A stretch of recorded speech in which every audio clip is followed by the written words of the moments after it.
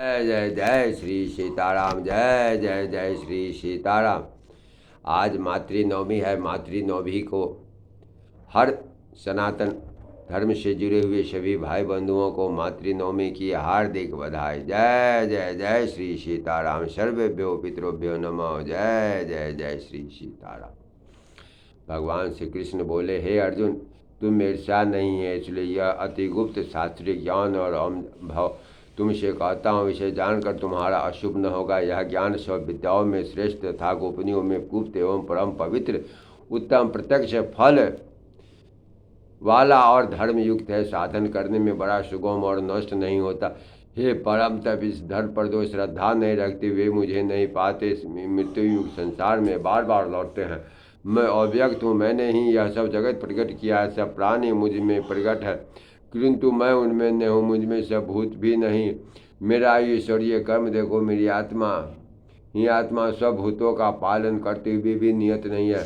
जिस प्रकार सबत बहने वाली वायु समस्त आकाश में व्याप्त है, उसी प्रकार सबत भूत मुझ में है, ऐसा समझो। हे कौनते, सभी जीव कल्प के अंत में मेरी प्रकृति में आ होते हैं और कल्प के आरंभ में उनको फिर उत्पन्न करता हूँ। अपने प्रकृति का आश्रय लेकर उनको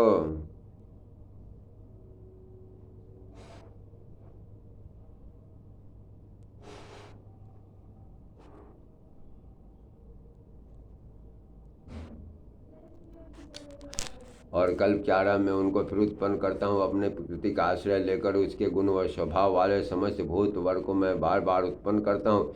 हे धनंजय, मेरे कर्म मुझे नहीं बांधते हैं, क्योंकि मैं दानशीन की तरह इनमें आसक्त नहीं और स्थिर हूँ।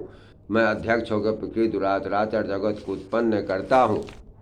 हे कौनते, इसी कार्य यह जगत बनता बिगड़ता रहता है। मूर्ख लोग मेरे स्वरूप को नहीं जानते कि मैं समस्त चराचर का स्वामी हुए मुझको मनुष्य जानकर मेरी अवहेलना करते हैं।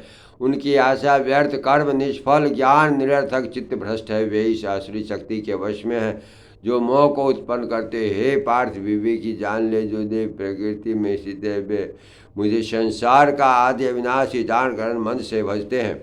दृढ़ व्रति सदा मेरा कीर्तन करते हुए भक्ति से उपासना करते हैं। कोई एकत्र से, कोई पृथक मेरा कीर्तन करते हैं, कोई भक्ति से उपासना करते हैं। कोई एकत्व से, कोई पृथक तत्व से, और कोई मुझे अनेक रूप वाला विश्व का मान को उपासना करते। श्रोता यज्ञ मैं हूँ, 27 स्माल्ट यज्ञ मैं हूँ और पितृयज्ञ मैं हूँ।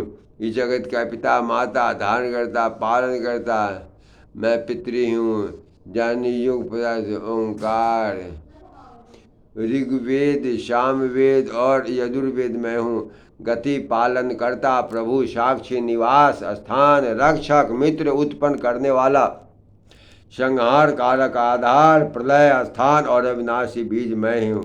मैं सूर्य के रूप में से तपता हूँ, मैं वर्षा रोकता हूँ, मैं वैसा कराता हूँ तथा हे अर्जुन, मैं ही अमृत और मृत्यु हूँ तथा शत शत भी मैं हूँ। तीनों वेदों के ज्ञाता, सोम पीने वाले, पाप रहित यज्ञ द्वारा मेरी पूजा करके स्वर्ग चाहते हैं। पीने वाले इंद्र के पुण्य लोक में पहुंचकर स्वर्ग में देवताओं के योग दिव्य सुख भोगते हैं। वे इस विशाल स्वर्ग में सुख भोग कर विशाल स्वर्ग लोक में सुख भोग कर पुण्य के क्षीण होने पर फिर मृत्यु लोक में आते हैं। इस प्रकार तीनों वेदों की यज्ञ आदि धर्मों का पालन करने वाले, भोग की इच्छा रखने वालों का आवागमन होता रहता है। जो अनन्य भाव से चिंतन करते हुए मेरी उपासना करते हैं, उन नित्य योगियों के योगक्षेम अर्थात स्थान योजना छादन कर उनकी मैं रक्षा करता हूँ। हे कौनते, जो दूसरे देवताओं के भक्त हैं और श्रद्धा से उन्हें पूजते हैं, वे भी मेरा ही पूजन करते हैं, परंतु यह पूजन विधि पूर्वक नहीं है। सब यज्ञों का भोक्ता मैं स्वामी मैं हूँ। जो मेरे इस तत्व को नहीं जानते वे आवागमन से नहीं छूटते हैं। देवताओं के पूजने वाले देवलोक को प्राप्त होते हैं, पितरों के पूजक पितृलोक को पाते हैं, यज्ञ आदिकों के पुजारी यमलोक को पाते हैं और मेरा पूजन करने वाला मुझे प्राप्त होते हैं।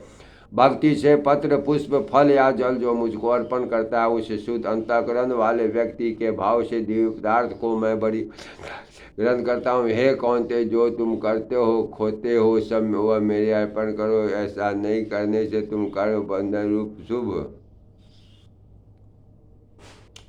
अशुभ फलों से मुक्त हो जाएगा और संन्यास योग में युक्त होकर मुक्ति या मुझको अवश्य पाओगे। मैं समस्त भूतों के लिए समान हूँ, न कोई मुझे प्रिय है न प्रिय। मैं जो मुझको भक्ति से भजता है वह मुझ ही में है, मैं उसमें। यदि कोई दुराचारी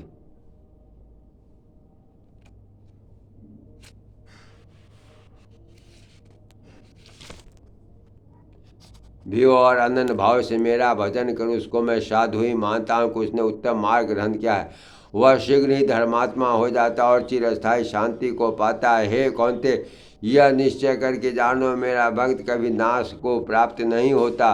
हे पार्थ, इस नाशवान और दुख भरे संसार में जन्म पाकर तू मेरा ही भजन कर, मुझ में ही मन लगा मेरा भक्त बन। मेरी पूजा मुझे नमस्कार कर, मुझ में लय लगाए रहकर मुझ में लय हो ही जाओगे। जय श्री सीताराम। 9वां अध्याय पूर्ण। 9वां अध्याय का महात्मा। श्री नारायण जी बोले, हे लक्ष्मी, चथिन देश में भाव से शर्मा नामक शूद्र रहता था। वह बड़ा पापी मांस मदिरा खाता था, जुआ खेले, चोरी करे, पर स्त्री रमे। एक दिन मदिरा पान से उसकी देह छूट गई, वह मर कर प्रेत हुआ। एक बड़े वृक्ष पर रहने लगे। ब्राह्मण भी नगर में रहता था, दिन को भिक्षा मांग कर रहने लगे। नगर वह भिक्षा मांग कर स्त्री को ला कर देवे। उसकी स्त्री बला कला न थी। समय पाकर उन दोनों ने प्राण त्यागी। वह दोनों मर का प्रेत हुई। वो भी उसी वृक्ष पर जा रहा है जहाँ प्रेत रहता था। वहाँ रहते रहते कुछ साल व्यतीत हुआ। एक दिन उसको पिताश्री ने कहा, पुरुष पिताश, तुमको कुछ समय पहले जन्म की खबर है। जहाँ प्रेत रहता था वहाँ रहते कुछ साल व्यतीत हुआ। एक दिन उसको पिताश्री ने कहा, पिताश पुरुष, तुम कुछ पहले जन्म की खबर थे। पिताश ने कहा, खबर में पिछले जन्म में पंडित था। तथा पिताश्री ने कहा, तूने पिछले जन्म में क्या साधना की थी जिससे तुमको पिछले जन्म की खबर है। तब उसने कहा, मैंने पिछले जन्म में पंडित से अध्यात्म कर्म सुना था। फिर इस पिताश्री ने कहा, तूने और कौन सी साधना की थी। वह पंडित कौन था और वह अध्यात्म कर्म कौन था, इसके सुनने से तुझे पिछले जन्म की खबर है। पिताश्री ने कहा, मैंने कोई पुण्य नहीं किया। गीता जी का श्लोक सुना, उसका प्रयोजन यह है। एक समय अर्जुन ने श्री कृष्ण से 3 बातें पूछी थी जो गीता जी के 9 अध्याय में लिखी। ये तीनों बातें पिताश्री ने पिताश से श्रवण करी। इन बातों के सुनते ही प्रेत दे छूटी। तत्काल देव देव पाए स्वर्ग से विमान आयु पर सर कर वैकुंठ धाम को प्राप्त हुए। श्री नारायण जी ने कहे, लक्ष्मी, यह 9वां अध्याय का महात्म है। जय जय जय श्री सीताराम। जय श्री